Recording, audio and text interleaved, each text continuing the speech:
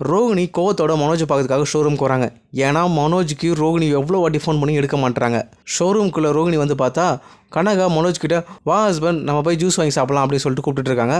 இதை பார்த்தவொடனே ரோகிணி மனோஜ் அப்படின்னு கத்துறாங்க. உடனே மனோஜுக்கு ஐயோ என்னது ரோகிணி வேறு வந்துட்டா, இவர ஃபோன் பண்ணி நம்ம எடுக்கல, இது கண்டிப்பாக கோவப்படுவா, என்ன காரணம் சொல்லலாம் அப்படின்னு யோசிச்சிட்டே இருக்காரு. உடனே ரோகிணி கிட்டே வந்து மனோஜ் என்ன மனோஜ் அவ்வளோ வாட்டி உனக்கு ஃபோன் பண்ணிகிட்ருக்கேன், ஃபோன் கூட எடுக்க மாட்டேற, இப்போ நான் கன்சீவாக இருக்கேன், எப்படி இருக்க, சாப்பிட்டியா, மாத்திரை போட்டியா, எந்த ஒரு விஷயத்தையும் கேட்க மாட்டேற, இவ்வளோ கேர்லெஸ்ஸாக இருக்குது மனோஜ், உனக்கு நீ டைம் கொடுன்னு சொன்ன, நான் உனக்காக டைம் கொடுத்துருக்கேன், பட் ஆனால் என்னை பற்றி நீ கொஞ்சம் கூட கேர் பண்ணிக்க கூட மாட்டேறியே, உனக்கு கொஞ்சம் கூட என் மேலேயும் என் பாப்பா மேலேயும் கேர் பண்ணுறதுக்கு அளவுக்கு கூட பாசம் இல்லையா மனோஜ் அப்படின்ற மாதிரி கேட்குறாங்க.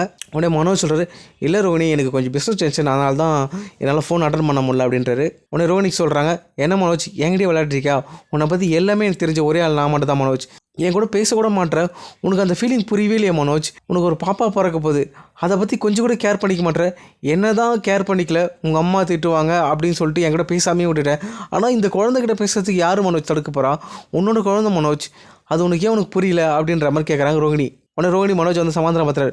ரோகிணி தயவு செஞ்சு கோவப்படாத, தயவு செஞ்சு ப்ளீஸ் நான் சொல்கிறத கொஞ்சம் கேளு, நான் கொஞ்ச நாள் எனக்கு டைம் கொடு, அதுக்கப்புறம் நான் உன்னை ஃபுல்லாக கேர் பண்ணிக்கிறேன் அப்படின்ற மாதிரி சொல்கிறாரு.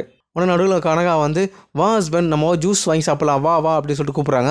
உடனே ரோகிணி கேட்குறேன் என்ன மனோஜ் எப்போ பார்த்தாலும் அந்த பொண்ணு உன்னை மட்டும் தான் ஹஸ்பண்ட் கூப்பிடுது, அவங்க ஹஸ்பண்ட் கூட நான் கூப்பிட்டு பார்க்கவே இல்லை. உடனே மனோஜ் சொல்கிறேன் இல்லை அவங்க யாரை பார்த்தாலும் அப்படி தான் பேசிகிட்டு இருக்காங்க, தோ இவ்வளோ நேரம் சந்தோஷ் கூட ஹஸ்பண்ட் தான் சொல்லிட்டு இருந்தாங்க அப்படின்ற மாதிரி மொட்டை ஃப்ரெண்டை மனோஜ் காமிக்கிறாரு. உடனே மொட்டை ஃப்ரெண்டுக்கு ஒன்றும் புரியல, ஆமாம் சிஸ்டர் என்ன கூட அப்படி தான் சொல்லிட்டு இருந்தாங்க அப்படின்னு சொல்லிட்டு சமாளிச்சுட்டே மனோஜ் அப்படியே முறைக்கிறாரு. கனகா மனோஜ்கிட்ட போய் கேட்குறாங்க ஹஸ்பண்ட் வா அன்றைக்கி நம்ம டான்ஸ் ஆடணும் நம்ம வீட்டில், அந்த மாதிரி டான்ஸ் ஆடலாம் வா அப்படின்னு சொல்லிட்டு கூப்பிட்றாங்க.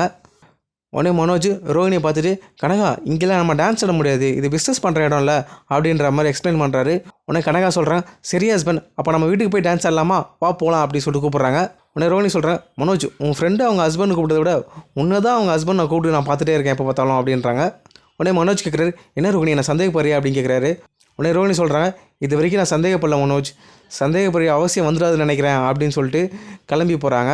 உடனே மொட்டை ஃப்ரெண்டு வந்து மனோஜ்கிட்ட பாஸ் என்ன பாஸ் என்னையும் மாட்டி விட்டீங்க, எனக்கு டக்குன்னு பயமே வந்துருச்சு, எப்படி சமாளிக்குதுனே தெரியாமல் அப்படின்றாரு. உடனே மனோஜ் சொல்கிறாரு நானும் தான் பயந்துட்டேன், டக்குன்னு ரோகிணி வந்தவொடனே எனக்கு ஒன்றுமே புரியல என்ன சொல்கிறதுன்ட்டு, அதனால தான் நானும் அடிச்சு விட்டேன் அப்படின்றாரு. உடனே மொட்டை ஃப்ரெண்டு கேட்குறாரு மனோஜ் சார் நான் உன்னை ஒரு கேள்வி கேட்குறேன், ஆனால் இப்போ கனகாவுக்கு உடம்பு சரியாயிடுச்சு அப்படின்னா இப்போ நீ ரோகிணியும் கனகாவை எப்படி சமாளிப்ப அப்படின்னு கேட்குறாரு. உடனே மனோஜ் மொட்டை ஃப்ரெண்ட் அப்படியே முறைச்சிட்டு இப்போது கனகா சமாளிக்கிறதோட பெரிய விஷயமா இருக்காது, ரோகிணி ரொம்ப இன்டெலிஜென்ட், ரோகிணி சீக்கிரம் உண்மையை கண்டுபிடிச்சிருவா, அதனால் கண்டிப்பாக ரோகிணிகிட்ட எப்படியாவது பேசி டிவோர்ஸ் வாங்கிடணும், ஏன்னா எங்கள் அம்மா கண்டிப்பாக ரோகிணி ஏற்றுக்க மாட்டாங்க, கனகாவாவது பெரிய பணக்கார பொண்ணு சொல்லிட்டு எங்கள் அம்மாகிட்ட இன்ட்ரடியூஸ் பண்ணால் கண்டிப்பாக ஏற்றுப்பாங்க, ரோகிணி ஏற்றுக்க மாட்டாங்க, ரோகிணி வயிற்றில் வர குழந்தையும் கழிச்சிட்டு ரோகிணி எப்படி டிவோர்ஸ் பண்ணணும் அப்படின்னு சொல்லிட்டு மனோஜ் பேசிகிட்டு இருக்காரு. அப்புறம் கனகா மனோஜ் கிட்ட போயிட்டு வா ஹஸ்பண்ட் நம்ம வீட்டுக்கு போகலாம் அப்படின்னு சொல்லிட்டு கூப்பிட்டுட்டே இருக்காங்க.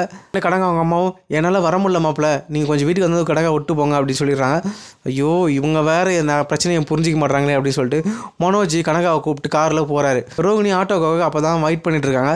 இவங்க ரெண்டு பேரும் ஒன்றா போகிறத பார்த்துட்டு ரோகிணிக்கு ஒன்றே பெரிய டவுட்டே வந்துருச்சு, எதுக்கு மனோஜ் கனகாவை கூப்பிட்டு போனோம், மனோஜுக்கு இப்போ தான் அவ்வளோ ஒர்க் இருக்குது பிஸியாக இருக்குன்னு சொன்னால், ஆனால் இப்போது கனகாவை கூப்பிட்டு போகிறான், எங்கே போகிறான் அப்படின்னு சொல்லிட்டு ஆட்டோவில் ஃபாலோ பண்ணிட்டே போகிறாங்க. மனோஜ் ஸ்ட்ரெயிட்டாக கனகா வீட்டுக்கு போகிறாரு. இதை பார்த்த ரோகிணி நம்ம மேக்கப் போட வந்தோமே கனகாக்கு, அவங்க வீடு தான், கனகா வீட்டுக்கு தான் மனோஜ் வராரு, மனோஜுக்கும் கனகாக்கு ஏதோ ஒரு லிங்க் இருக்குது அப்படின்ற மாதிரி யோசிக்கிறாங்க. மனோஜ் கனகா வீட்டுக்குள்ளே உள்ளே போகிறாரு. ரோகிணியும் பின்னாடி அப்படியே வாசலில் போய் நிற்கிறாங்க.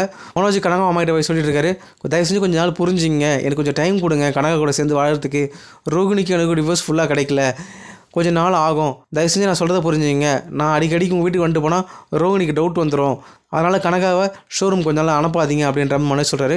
உங்கள் நிலைமை எனக்கு புரியுது மாப்பிள்ள, ஆனால் கனகாவும் உங்களை பார்க்கணும் சொல்லிகிட்டே இருக்கா, என்ன மாப்பிள்ள பண்ணுறது எனக்கு ஒன்றும் புரியல அப்படின்ற மாதிரி கனகா அம்மா சொல்கிறாங்க. உடனே கனகா சொல்கிறாங்க வாங்க ஹஸ்பண்ட் நம்ம டான்ஸ் எல்லாம் வாங்க அப்படின்னு கூப்பிட்றாங்க. உடனே மனோஜ் சொல்கிறார் கனகா எனக்கு நிறைய வேலை இருக்குது அப்படின்னு சொல்லிட்டு போகிறேன் அப்படின்றாரு. உடனே கனகா அம்மா சொல்கிறாங்க கொஞ்ச நேரம் அவங்க கூட விளையாடிட்டு போங்க, அப்போ தான் அவன் அடங்குவா, இல்லைனா அடம் பிடிச்சிட்டே இருப்பா அப்படின்றாங்க. உடனே மனோஜும் கனகாவும் டான்ஸ் ஆடிட்டே இருக்காங்க. இதை பார்த்த ரோகிணி மனோஜ் என்ன பண்ணிகிட்ருக்க அப்படின்றாங்க. இப்போ ரோகிணி கிட்ட கையங்கலமாக மனோஜ் மாட்டிக்கிட்டாரு. இப்போ அடுத்தது என்ன நடக்குன்றதை வரக்கூடிய எபிசோடில் பார்க்கலாம்.